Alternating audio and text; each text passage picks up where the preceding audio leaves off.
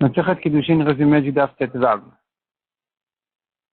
Donc la Gemara est au milieu de la recherche à savoir qui est le Tana qui ne fait pas la Gzera Shava de Sachir, qui viendrait comparer celui qui s'est vendu lui-même en tant que serviteur ou celui qui était vendu par le Bedin. On a vu dans la précédente qu'il y a un Tana qui ne les compare pas, qui ne fait pas cette Gzera Shava là, alors qu'en principe, en général, les Tanaïm, ils font cette Gzera Shava de les comparer l'un à l'autre. Et donc là, on est dans une recherche qui est le Tana qui ne tient pas à cette Gzera Shava, qui ne les compare pas. La Gemara a ramené une première braïta qui disait, voilà, plusieurs différences entre celui qui s'est vendu et celui qui a été vendu par le Bedin. Et donc, on a ici 4 halakhot particulières dans lesquelles ils sont distingués l'un de l'autre. Et donc, tu vois de là que voilà le Tana qui ne les compare pas. Donc là-bas, la Gemara nous ramène une braïta qui disait, d'après Tanakama, ils sont différents l'un de l'autre dans ces 4 halakhot particulières, qui sont, est-ce qu'il travaille que 6 ans ou même plus? Est-ce que s'il veut rester, on lui perce l'oreille? Est-ce que quand il sort, on lui offre des cadeaux? Est-ce que son maître peut lui donner une servante Goya, Shifra Knaanit.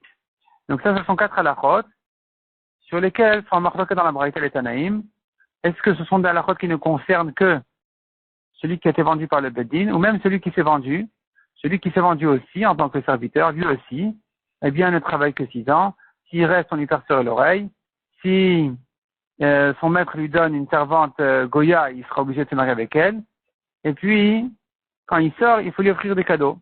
Ces 4 halakhot-là, donc c'est une marloquette. Et d'après Tanakama, on ne les compare pas, ils sont distingués. Donc voilà un Tana a priori, qui ne prend pas l'un de l'autre, qui ne les compare pas, qui ne fait pas la Gzera Shava de l'un à l'autre, de Sachir au Sachir. La Gemara dit non. Tout le monde est d'accord sur le principe de faire la Gzera Shava de Sachir au Sachir et apprendre l'un de l'autre. Ici, simplement, dans chacune de ces 4 halakhot particulières, exceptionnellement, nous avons des drachas spéciales qui viendraient exclure à chaque fois celui qui s'est vendu tout seul. Et donc, de ces drachas, on apprend, seul celui qui a été vendu par le Bedin est concerné par ces halakhot. Mais celui qui s'est vendu à lui-même n'est pas concerné par ces halakhot. À chaque fois, la Gemara nous ramène les drachot. Donc, dans la précédente, on a vu déjà la dracha de celui, par rapport à travailler 6 ans et pas plus. Il te travaillera 6 ans. Il te travaillera toi et pas un autre. Non, celui-là, il te travaillera 6 ans, mais pas celui qui s'est vendu. Donc, ici, nous avons une dracha qui viendrait l'exclure. De même, par rapport au Nirtsa, à qui on perce l'oreille, c'est écrit Ozno, il faut lui percer à lui l'oreille, à lui et pas quelqu'un d'autre, qui est donc celui qui a été vendu par lui-même. Troisièmement, par rapport à la lacha de lui offrir des cadeaux quand il s'en va, c'est écrit dans la Torah, Anek ta'aniklo, tu lui donneras à lui des cadeaux, à lui et pas à un autre, donc pas à celui qui s'est vendu à lui-même. De même, par rapport à le marier avec une servante, une Shifra Knaanit, c'est écrit Im Adona viten lo isha. Si son maître lui donne à lui, et pas à celui qui s'est vendu tout seul. Et donc finalement, nous avons des drachot qui viendraient à chaque fois exclure celui qui s'est vendu à lui-même de ces 4 halakhot exceptionnels. Et la Gemara répond à chaque fois, sur chacune de ces 4 drachot qui viendraient l'exclure, il dira dessus le Tana Rabbi Elazar, qui les a 8 comparés.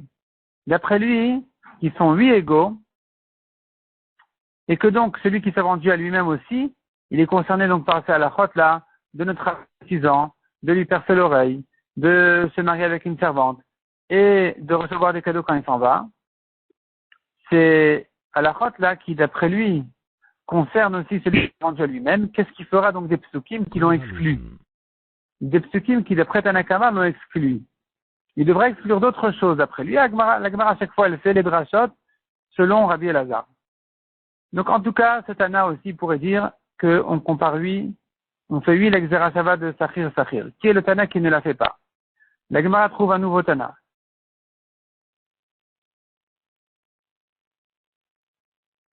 Nous avons un pasouk concernant le Yovel. Au Yovel, le serviteur juif, le Eved Ivri, il sort de chez son maître. Et nous avons une braïta qui ramène 3 psukim, ou plutôt qui dit que on a dans la Torah 3 psukim. Un concernant celui qui s'est vendu, lui sortira au Yovel. Un concernant le Nirtsa, lui aussi sortira au Yovel. Le Nirtsa, celui à qui on a percé l'oreille, qui est resté plus que 6 ans. Et enfin, encore un pasuk pour celui qui a été vendu par le Bedin. Donc tu vois qu'il nous faut 2 psukim. Un pour celui qui est vendu, un pour celui qui était vendu par le Bedin. Je ne peux pas apprendre l'un de l'autre, donc on ne fait pas la Xera Shava de Sachir Sachir. La Gemara dit non. Peut-être qu'on ferait la Xera Shava de Sachir Sachir. Simplement, ici, on n'apprend pas l'un de l'autre. Pourquoi? Parce qu'il y a une raison. J'aurais pu croire, celui qui a été vendu par le Bedin, c'est que c'est un voleur. Il a dû voler, le Bedin ont dû le vendre pour rembourser le vol. Celui-là, on devrait le punir de ne pas sortir au Yovel.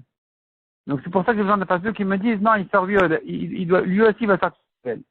L'Egmara explique exactement comment arranger ces trois psukim-là, dont on sait sur quel cas chacun de ces trois-là se rapporte, et quel est le chidouche, pourquoi je n'aurais pas pu l'apprendre des autres, pourquoi la Torah a eu besoin de me répéter ce principe-là que quand arrive le Yovel, il s'en va, aussi bien s'il est dans les 6 premières années, quand il s'est vendu à lui-même, que s'il est dans les 6 premières années, quand il était vendu par le Bedin, que s'il était Nirta, parce qu'il a voulu rester plus que 6 ans, et que donc là, le Yovel, de toute façon, va le sortir. Aussi bien dans les 6 années, qui suivent donc dans les 6, en fait, deuxièmes années, que même plus tard, il ne va pas sortir de là-bas jusqu'au Yovel. Parce que la Gemara nous ramène encore un passage qui dit qu'il doit travailler jusqu'au Yovel, et la Gemara explique pourquoi j'ai besoin de deux psukim. Un qui me dit travaille jusqu'au Yovel, et un qui me dit sortir au Yovel. Finalement, c'est pour nous apprendre à la route que si on lui a percé l'oreille parce qu'il voulait rester plus ans, eh bien, quand le Yovel arrive, il s'en va. Peu importe si le Yovel est arrivé dans dans les 6 deuxièmes années, que s'il est arrivé plus tard, on ne compte plus 6 ans, on ne regarde plus que le Yovel. La Gemara continue donc à rechercher qui est le Tana qui ne fait pas la Xera Shava de Sachir Sachir. La Gemara a trouvé Rabbi. Rabbi qui dit, à propos du rachat d'un serviteur qui a été vendu à un goy. Un serviteur qui a été vendu à un goy, la Torah dit, ses proches peuvent le racheter. Si ses proches ne l'ont pas racheté, il reste à travailler jusqu'au Yovel. La Gemara reprend de là. Seuls ses proches peuvent le racheter, parce qu'il y a un mot là-bas qui vient exclure Mloïgel Be'ele, s'il n'a pas été racheté par ses proches, par ceux-là. Bien sûr que c'est de ceux-là qu'on parle, de ses proches. Pourquoi c'est la peine de m'ajouter ce mot-là? Si ce n'est pour exclure une autre sortie qui ne pourra pas en profiter. Il ne pourra pas profiter d'une autre sortie habituelle, qui est la sortie des 6 ans. Alors qu'un serviteur qui s'est vendu à un juif, ou qui a été vendu à un juif, au bout de 6 ans de travail, il sort. Celui-là, qui est vendu à un goy, ne sort pas au bout de 6 ans. Et Rabbi, il pense que, d'autre part, celui qui a été vendu à un goy peut être racheté par ses proches. Celui qui a été vendu à un juif ne peut pas être racheté par ses proches. Pourquoi Rabbi ne fait pas une Xera Shava à comparer le vendu au juif au vendu au goy? Il devrait faire aussi une Xera Shava de Sachir Sachir. Ici aussi, on a 2 fois le mot Sachir, un ici, un là-bas. Donc tu vois que Rabbi ne fait pas cette Xera Shava. La Gemara dit non, il pourrait la faire. Simplement, ici,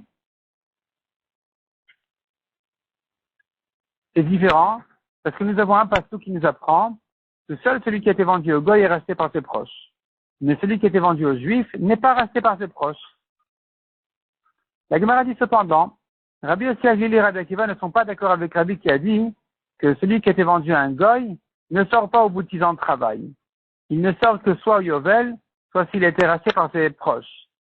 Et voilà que Rabbi Yossi Agili et Rabbi Akiva ne sont pas d'accord avec ça. Et eux, ils pensent, le pasteur n'est pas venu exclure les 6 ans.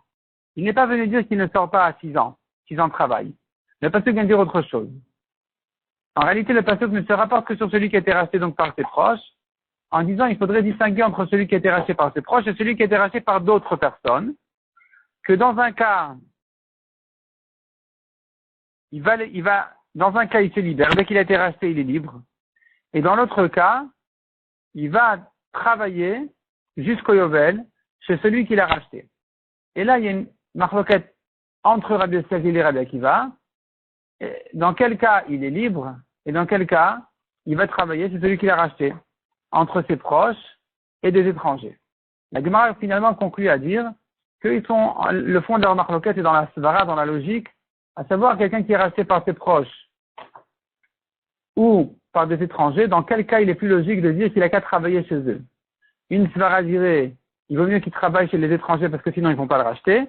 Une svara dirait, il vaut mieux qu'il travaille chez ses proches parce que sinon il va se vendre tous les 2 jours à un goy en comptant sur ses proches de le racheter. En tout cas, c'est une marloquette entre eux, mais Rabbi, lui, il pense que dans tous les cas il est libre. peu importe s'il a été racheté par lui-même, bien sûr, que par ses proches, que par des étrangers. Dans tous les cas, Rabbi qui n'a pas cette dracha du Pasuk, lui, il pense que dans tous les cas, eh bien, il est libre dès qu'il a été racheté. Et la Torah qui nous a parlé du Yovel, c'est pour nous dire que si le goy, il est soumis aux juifs, et que c'est les juifs qui décident combien il va travailler sur le goy, eh bien, la halakha juive dira que celui qui a été vendu à un goy, il travaille que jusqu'au Yovel. S'il n'a pas été racheté, il travaille jusqu'au Yovel. D'après eux, il sort soit à 6 ans, soit quand il a été racheté, soit jusqu'au Yovel. Mais si de toute façon le goy ne t'écoute pas, c'est pas sur lui que la Torah a parlé. Elle a parlé d'un goy qui va t'écouter, qui est soumis à toi, et sur lui, dit la Torah, le juif qui lui a été vendu ne travaille que jusqu'au Yovel.